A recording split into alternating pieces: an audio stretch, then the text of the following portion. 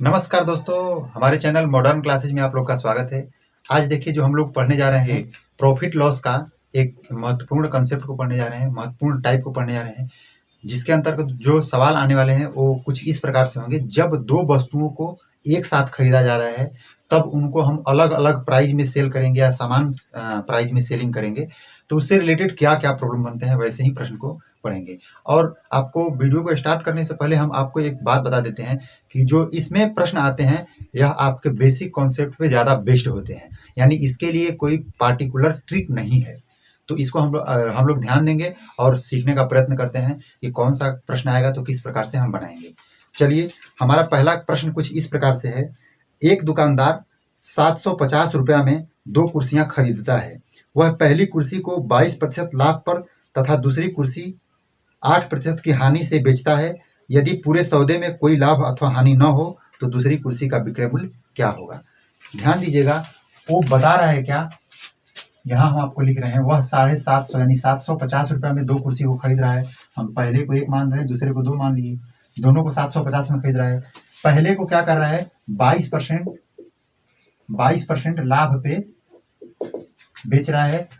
ध्यान दीजिएगा, यह आपका कॉस्ट प्राइस यानी सीपी है। यहाँ एसपी जो कर रहा है वह कैसे कर रहा है, एसपी जो कर रहा है पहले को 22% पे दूसरे को 8% हानि पे बेच रहा है। चलिए, और टोटल सेलिंग में क्या हो रहा है, टोटल सेलिंग में ना तो लाभ हो रहा है ना ही हानि हो रहा है, यानी 0%। हम ऐसे प्रश्न को कैसे बनाएंगे, तो ऐसे प्रश्न को हम बनाएंगे एलिगेशन मेथड से। यह मिश्रण में पढ़ना पड़ता है और उसको हम मिश्रण में पूरा डिटेल से बताएंगे। आज थोड़ा सा इसके विषय में सीख लीजिए। क्या है, देखिए, पहले वाले वस्तु पर 22% का लाभ हुआ है, हम +22 लिख दिए। दूसरे वाले पर क्या हुआ है, 8% की हानि। यहाँ दोनों को मिला के यानी दोनों का क्रय विक्रय जब हो गया तो उस पीरियड में हमको क्या हुआ है, हमको न तो कोई लाभ हुआ है न तो कोई हानि हुआ है, यानी 0%। उसके बाद देखिए यहाँ एक दो लाइन मारिए। लाइन को ऐसे करना होगा कि इसका और इसका डिफरेंट निकालना होगा, यानी इसका अंतर निकालना होगा। तो इसका अंतर क्या होगा भाई, 22 होगा, और इनका अंतर निकालना होगा तो इनका अंतर क्या होगा, 8 होगा।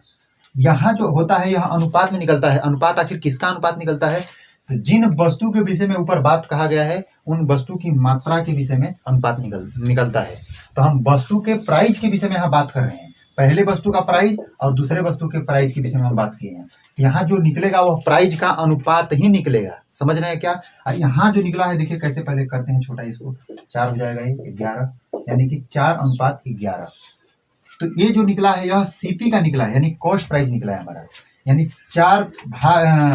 4 रुपया कॉस्ट प्राइस पहले वाले का है और 11 रुपया कॉस्ट प्राइस दूसरे वाले का है। यह अनुपात में है तो 11-4 टोटल मिला के कहा जाए तो 15 अनुपात इसका होगा क्या, यानी 15 अनुपात जो है टोटल।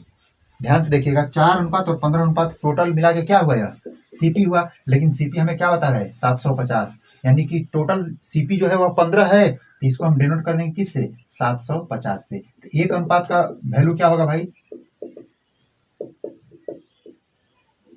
यानी एक अनुपात का वैल्यू क्या हो गया, 50 रुपया हो गया।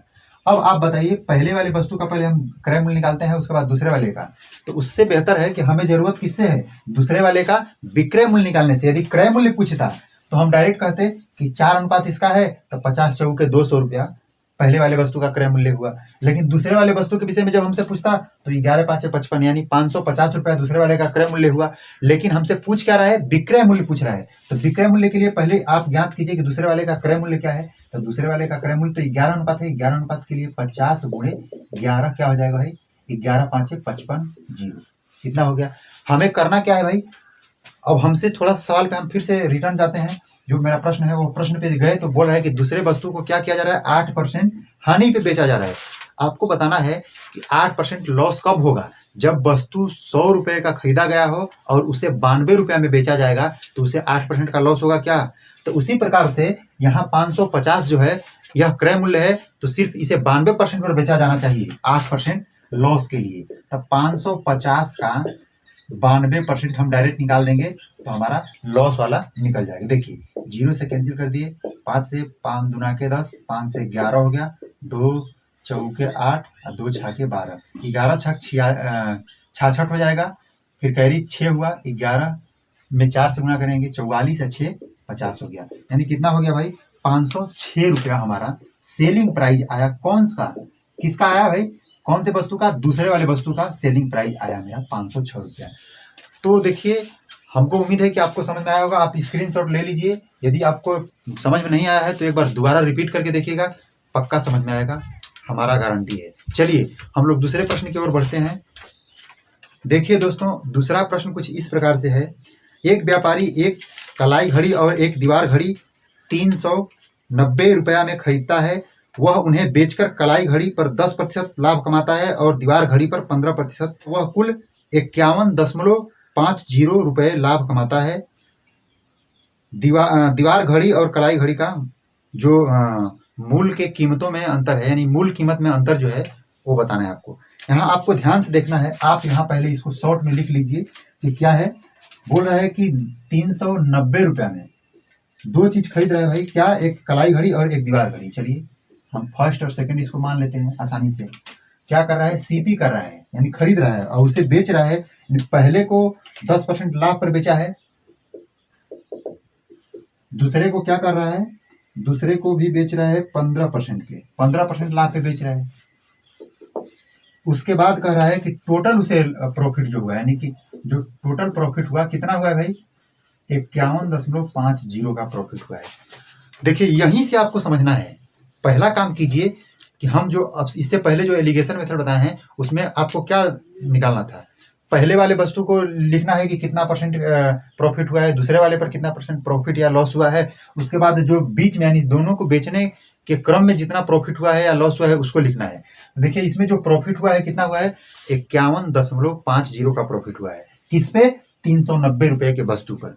तो जब प्रॉफिट हुआ है तो इसको आप पहले प्रॉफिट परसेंटेज में चेंज कीजिए, क्योंकि यह परसेंटेज में दिया है तो हम पहले प्रॉफिट परसेंटेज निकालते हैं। तो प्रॉफिट परसेंटेज कैसे निकालते हैं भाई, प्रॉफिट बटा में कॉस्ट प्राइस इंटू 100 है। प्रॉफिट कितना है भाई, 51.50, यही है। कॉस्ट प्राइस क्या है भाई, 319 है, 90 है, इंटू 100 कर देंगे। चलिए इस पॉइंट को हम हटा के यहाँ 00 करके इसको कैंसिल कर सकते हैं, इसको कैंसिल कर सकते हैं। इसका अर्थ है कि प्रॉफिट परसेंटेज जो हुआ हमारा क्या हुआ, इतना बटा में इतना हो गया। अब आपको देखना है कि 515/39 आ गया है ना, तो यही हमारा प्रॉफिट परसेंटेज है। अब हम इसका यूज करेंगे, यहाँ नहीं कटेगा ये, आप कटाइएगा तो नहीं कटेगा, परेशान होने की कोई जरूरत नहीं है। देखिए पहला वाला है उसमें क्या है, 10% का प्रॉफिट है, और दूसरे में क्या है भाई, दूसरे में 15% का क्या है भाई, 15% का प्रॉफिट ही है, सॉरी 15% का प्रॉफिट ही है।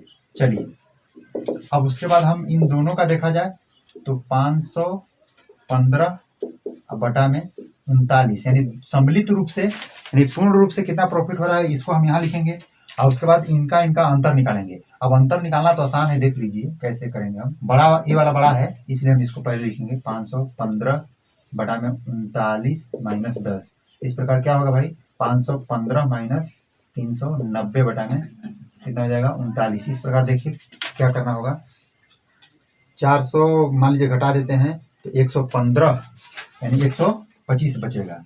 क्या बचेगा, इनका जब डिफरेंट किए तो हम 125 बटा में 39 हुआ क्या।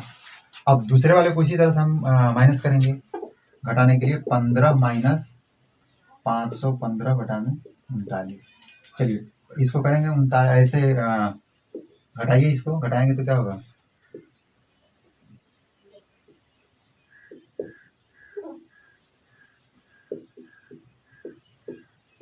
आप कर सकते हैं इसको। उसके बाद घटाइएगा तो क्या होगा, 15 घटाइएगा तो 70 10 80, यानी 70 बचेगा, 70 बटा में 39 बचेगा। अब देखिए यहाँ इसका जो डिफरेंट निकालेंगे क्या आएगा, 70 बटा में 39। अब इन दोनों का अनुपात देखिए तो यहाँ से इसको कटा सकते हैं, इसको भी आप पहले क्लियर कर लीजिए। 5 से कटाइए तो कितना हो जाएगा, 12 5 60, यानी 14 5 70, 14 हो जाएगा ये। अब 5 से कटाएगा तो 25 बार में कट जाएगा, यानी 14:25 हमारा यहाँ से मिला। अब आप ध्यान दीजिएगा, इतना तो हो गया। हमसे पूछ क्या रहा है लास्ट में कि दोनों के कीमतों का अंतर क्या है। चलिए भाई, तो इनका कीमत तो 14 है, इनका कीमत तो 25 है, इन दोनों के कीमत का अंतर क्या है, इससे पहले हम कर देंगे क्या कि इन दोनों का कीमत वैसे है क्या, इसको निकाल लेंगे, हो जाएगा उस तरह भी। नहीं तो पहले इसका अंतर निकाल लीजिए। अंतर देखिए तो क्या होगा, 14 26 5 11, यानी देखिए इन दोनों का अंतर क्या है भाई, 11 का अंतर है क्या। आप इनको माइनस करके देख लीजिए, 11 का अंतर होगा। अब हम 11 अनुपात का मान डायरेक्ट निकाल सकते हैं। वैसे हमको सीपी दिया है, जो इसको देखेंगे सीपी 390 दे दिया है हमको। और यहाँ से जो सीपी हम निकाल पा रहे हैं तो कितना है टोटल यदि आप जोड़ के देखिए तब 25 10 35 39 है क्या, यानी इन दोनों को सीपी मिलाया जाए तो 39 अनुपात है क्या, यानी 39 अनुपात का वैल्यू जो है क्या है, वह 39 अनुपात का वैल्यू जो है 390 है। यानी कि एक अनुपात का वैल्यू क्या होगा भाई, एक अनुपात का वैल्यू 10 होगा क्या। हमें जरूरत कितना से है, 11 अनुपात के वैल्यू से, यानी कि 11 अनुपात उसका क्या है, अंतर है। यहाँ ध्यान देना है आपको। तो क्या होगा, 11 गुणे 10 कर देंगे, यानी कि 110। आपका यही आंसर हो जाएगा। कौन सा आंसर सही है, हाँ सी आपका राइट आंसर है। देखिए बहुत ज़्यादा लॉन्ग सवाल नहीं है, एकदम आसान से समझना है आपको। पहले आपको प्रॉफिट परसेंटेज निकालना है, प्रॉफिट परसेंटेज के बाद आप उसे एलिगेशन कीजिएगा, एलिगेट कीजिएगा तो यहाँ जो मान निकलेगा वह सीपी ही निकलेगा। अब फिर सीपी से रिलेट करके उसका जो डिफरेंट है उसको आप आसानी से निकाल सकते हैं। चलिए हम लोग अगले प्रश्न की ओर बढ़ेंगे। चलिए दोस्तों, तब अगले प्रश्न की ओर हम लोग बढ़ते हैं। देखिए यह प्रश्न जो है यह बहुत ही अच्छा प्रश्न है और इसमें कुछ उलझाने के लिए दिया भी है, तो आप उससे उलझिए नहीं, डायरेक्ट बनाइएगा, समझ में आ जाएगा। देखिए कुछ इस प्रकार से प्रश्न है। एक व्यक्ति ने 2 साइकिल 1600 रुपये में खरीदी और उनमें पहली 10% लाभ तथा दूसरी 20% लाभ पर बेच दी। यदि उसने पहली को 20% लाभ और दूसरी को 10% लाभ पर बेची होती तो उसे 5 रुपया अधिक मिलता। तदनुसार दोनों साइकिलों का लागत मूल्य का अंतर कितना है, आपको बताना है। ध्यान से देखिएगा, उन्होंने 1600 रुपया में यानी कि 1600 रुपया में सीपी किया है, इस बात को ध्यान देना है। पहला साइकिल दूसरे साइकिल को, पहले को क्या किया है भाई, 10% प्रॉफिट पे खरीदा है, सॉरी बेच रहा है, दूसरे को 20% प्रॉफिट पे, आपको ध्यान रखना है। फिर दूसरे बार हमसे क्या कह रहा है, इस बात को भी ध्यान दीजिए कि वह ऐसा न करे, क्या करे, इसका उल्टा करे, यानी 20% प्रॉफिट पे इसको बेचे और 10% प्रॉफिट पे इसको बेचे, तो उसको इस प्रक्रिया में 5 रुपए अधिक मिलते हैं। तो हम पहले साइकिल के प्राइस को हम ए मान ले रहे हैं, दूसरे साइकिल के प्राइस को बी मान ले रहे हैं। तो देखिए ए और बी मानेंगे तो इसका अर्थ क्या होगा, इसका अर्थ होगा कि ए और बी दोनों प्राइस को जोड़ेंगे तो 1600 रुपये आना चाहिए। लेकिन हम इसका यूज ही नहीं करेंगे, डायरेक्ट आपको बता दे रहे हैं कैसे करेंगे। देखिए मान लीजिए जो ए है, ए का 10% प्रॉफिट हुआ है, तो हम प्रॉफिट जब हुआ है तो ए का 10%, अब बी का क्या हुआ है, बी का 20%। समझिएगा, आसानी से आपको समझ में आएगा। तो यहाँ जो प्रॉफिट हुआ है, लेकिन जो दूसरा वाला प्रॉफिट है, इस प्रॉफिट में 5 रुपया अधिक सम्मिलित होता है, 5 रुपये का अधिक प्रॉफिट होता है। तभी नहीं कह रहा है कि इस तरह से ना बेच के हम इस तरह से बेचे होते। मान लीजिए इस पे 100 रुपया मिल रहा है तो इस पे हमको कितना मिलता, 105 रुपया मिलता है, यानी 5 रुपया अधिक मिलता। तो हम कहें कि इस वाले प्राइज में से इस प्राइज को हम घटा दें, यानी नीचे वाले में से ऊपर वाले को घटा दिया जाए, तो हमें 5 अंतर मिलेगा क्या, यानी उसका जो घटाया गया मान कितना होगा, 5 होगा। यानी इसको हम 105 माने, इसको 100 माने, तो 105 में से 100 को घटाएंगे तो क्या बचेगा हमारे पास 5 बचेगा क्या। उसी तरह से देखिए ये पहला वाला किया गया काम है, यानी कि जो पहले वाले में क्रियाकलाप किया गया है इसको हम यहाँ लिख रहे हैं, और जो दूसरा वाला है उसको देखिए यहाँ हम लिख रहे हैं, ए का 20% प्लस बी का 10%। मतलब इस प्रॉफिट में से इस प्रॉफिट को हम माइनस कर रहे हैं तो क्या मिल रहा है हमको, 5 मिल रहा है। ध्यान समझिएगा, बहुत ही आसान सवाल है, देखने में जितना टॉप लग रहा है उतना टॉप है नहीं। ध्यान समझिए, आसानी से आ जाएगा। अब देखिए आप इसको कर लीजिए, कैंसिल कर दीजिए इसको। चलिए यहाँ से 2a बटा में कितना हो गया भाई, 10 हो गया, प्लस b बटा में 10 हो गया। अब आप देखिए इसके आगे हम लोग देखते हैं क्या हो रहा है, यानी कि जो इसको भी कैंसिल कर सकते हैं हम लोग। तो करेंगे तो क्या होगा, a/10 हो जाएगा, यानी घटाव का चिन्ह होगा यहाँ। उसके बाद फिर माइनस का चिन्ह फिर से होगा, क्या होगा, 2b बटा में 10 यहाँ हो जाएगा। अब हम इसका भिन्न का क्या बनेंगे, ये जो फ्रैक्शन वाला जोड़ और घटाव यानी एडिशन और सब्सट्रैक्शन है उसको हम बना लेंगे। अब देखिए जब करेंगे तो सबका एलसीएम 10 ही होगा, 2a plus b minus a minus 2b हो जाएगा क्या, बराबर 5। यहाँ से देखिए आप 2a में से a को माइनस कीजिएगा तो क्या होगा a, और b 2b में से a b को माइनस कीजिएगा क्या होगा, केवल b होगा। फिर इसको मल्टीप्लाई कर दीजिए इसको, फिर क्या हो जाएगा भाई 50। अब आपसे यही पूछ रहा है, आपको ज़्यादा आगे बढ़ाने की जरूरत नहीं है, आपसे यही पूछ रहा है कि आपको पहले वाले और साइकिल और दूसरे वाले साइकिल के जो कीमत का अंतर है यही बताना है। कीमत का अंतर एकदम स्पष्ट रूप से दिखाई दे रहा है। आप ऐसे ही बना सकते हैं। मान लीजिए इसके बाद यदि आप चाह रहे हैं कि हम a प्लस बी यानी कि a प्लस बी बराबर 1600 करके पहले ऐसे 1600 करके उसके बाद हम निकालें, यानी दोनों समीकरण को हल करके फिर निकालें, तो बहुत ज़्यादा लंबा जाएगा। आपको ध्यान में रखते चलना है कि जो हमारा प्रश्न है वह पूछ क्या रहा है और हम उसको आंसर क्या देंगे। तो आपका ऑप्शन इसमें कौन सा सही हो जाएगा भाई? सी ऑप्शन सही हो जाएगा। लेकिन ध्यान से देखिएगा इस बात को, कोई भी प्रश्न हमसे पूछ रहा है, देखिए एसएससी का प्रश्न है, कोई भी प्रश्न पूछ रहा है तो मैक्सिमम प्रश्न कुछ ऐसे आते हैं कि जब हमें बेसिक नियम से बनाना है उसको, यानी कि ट्रिकी मेथड उसके लिए कोई यदि नहीं है, बेसिक से हमें बनाना है, तो उसके आंसर को कहीं ना कहीं उसके बीच वाले स्टेप में ही से काट के लाने के लिए बोलेगा वो। ऐसा मैक्सिमम बार देखा जाता है, तो इसलिए हम इस बात को ध्यान में रखेंगे। चलिए हम लोग अगले प्रश्न की ओर बढ़ते हैं। चलिए फ्रेंड्स, हमारा अगला प्रश्न कुछ इस प्रकार से है। राहुल ने 2 साइकिलें कुल 1500 में खरीदी। उसने एक साइकिल पर 20% हानि और दूसरी को 20% लाभ पर बेच दिया है। तो दोनों साइकिल का विक्रय मूल्य समान है। एक बात यही बता रहा है कि दोनों का विक्रय मूल्य समान है। तो कह रहा है क्या दोनों साइकिल का क्रय मूल्य क्या होगा? ये भी बहुत आसान प्रश्न है। इसमें क्या किया जा रहा है इसके विषय में आप समझ लीजिए। पहले बात हमसे कह रहा है कि 1500 में 2 साइकिल खरीदा है राहुल ने, और एक को 20% हानि पर और दूसरे को 20% लाभ पर बेच रहा है। लेकिन उसमें कंडीशन बता रहा है कि दोनों का विक्रय मूल्य क्या है भाई? समान है। जब दोनों का विक्रय मूल्य समान है तो उनका क्रय मूल्य क्या होगा? देखिए बहुत ही आसान है। मान लेते हैं जो पहला साइकिल है उसको हम उसके दाम, यानी पहले साइकिल के प्राइस को हम ए रुपया मान लेते हैं, यानी ए उसका दाम रहा होगा। दूसरे वाले साइकिल के लिए हम मान लेते हैं कि उसका प्राइस बी रहा होगा। चलिए बस इतना मानी, आंसर आपके एकदम द्वार पे पहुंच गया है। देखिए एकदम आसानी से बता रहे हैं, एकदम आसान है, समझ लीजिए। क्या करना है? कह रहा है कि पहले को 20% हानि पे बेच रहा है, दूसरे को 20% लाभ पे। इसको 20% हानि पे बेच रहा है, इसको क्या कर रहा है? 20% लाभ पे बेच रहा है।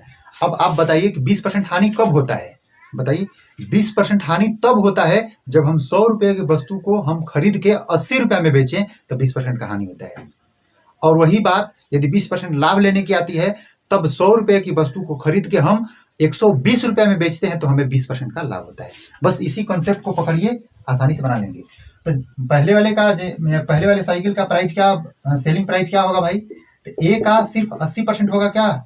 ऐसा हम क्यों कर रहे हैं? क्योंकि 20% लॉस पे बेचा जा रहा है, तो हम सेलिंग प्राइस को लेकर चल रहे हैं, इस बात को ध्यान रखिएगा। तो ए का 80% जो होगा, यानी 80%, वही हमारा क्या होगा? सेलिंग प्राइस होगा पहले वाले साइकिल का। अब दूसरे वाले साइकिल का क्या होगा भाई? बी का 120%। क्यों? क्योंकि 20% लाभ पर दूसरा वाला बेचा जा रहा है हमसे। अब आसानी से बना लीजिए। देखिए 40 गुना के 80 और 4 तिहाई 12, 300 120। ए बाई बी बराबर क्या कर सकते हैं भाई? कि 3/2 हो सकता है क्या? ए बटा में बी बराबर 3/2 हो सकता है। ए का वैल्यू 3 है, बी का वैल्यू 2 है। अब आपसे पूछ रहा है दोनों का क्रय मूल्य क्या है। तो अब आप बताइए कि हम ए को तो क्रय मूल्य माने हैं, बी को भी क्रय मूल्य माने हैं। क्या माने हैं? ये दोनों सीपी है, और ये वाला जो है पहले वाले का प्राइस है, सेलिंग प्राइस है, दूसरे वाले का सेलिंग प्राइस है, और दोनों का सेलिंग प्राइस बराबर है, इसलिए हम बराबर बना दिए। और उसके बाद देखिए ए वैल्यू 3 आया है, बी का वैल्यू 2 आया है, ये हमारा कॉस्ट प्राइस है, क्योंकि ए को बी को हम क्या माने हैं? कॉस्ट प्राइस माने हैं। तो 3 का वैल्यू और 2 का वैल्यू हमसे टोटल बता रहा था क्या कि 1500 में हम साइकिल को खरीदे हैं। तो टोटल साइकिल कितना में खरीदा भाई? 3 अनुपात पहले के लिए, 2 अनुपात दूसरे के लिए। तो 3 2 5 अनुपात किसको बता रहा है? 1500 को बता रहा है। 1 अनुपात किसको बताएगा भाई? 5 तिहाई 15 से कर देंगे, 300 को बता रहा है। हमें पहले वाले की कीमत क्या करना है? ज्ञात करना है, उसके बाद दूसरे वाले को। तो 3 अनुपात बराबर क्या हो जाएगा? 3 गुणे 300 यानी कि 900। अब दूसरा वाला का 2 अनुपात है, तो 2 अनुपात के लिए क्या करेंगे? 2 गुणे 300 बराबर 2 तिहाई 600। ये हमारा राइट आंसर हो जाएगा दोनों का। आप अपना ऑप्शन मिला लीजिए, कौन सा सही है भाई? हाँ, चौथा यानी डी ऑप्शन जो है वह हमारा सही आंसर है। तो देखिए जो बहुत सारे प्रश्न होते हैं उनका स्टेप में ही उसके आंसर छिपा होता है। तो इस प्रकार से हम लोग देखते हैं और बनाते हैं। चलिए दोस्तों, आज का हमारा सेशन यही लास्ट होता है। वीडियो को खत्म करने से पहले आपसे एक छोटा सा रिक्वेस्ट करेंगे कि कृपया मेरे चैनल को सब्सक्राइब कर लीजिए और बेल आइकन को प्रेस करके लेटेस्ट नोटिफिकेशन को ऑन कर लीजिएगा। साथ ही साथ वीडियो यदि आपको अच्छा लगा है तो लाइक कर दीजिएगा, दोस्तों के साथ शेयर कर दीजिएगा। आज के लिए इतना ही, धन्यवाद।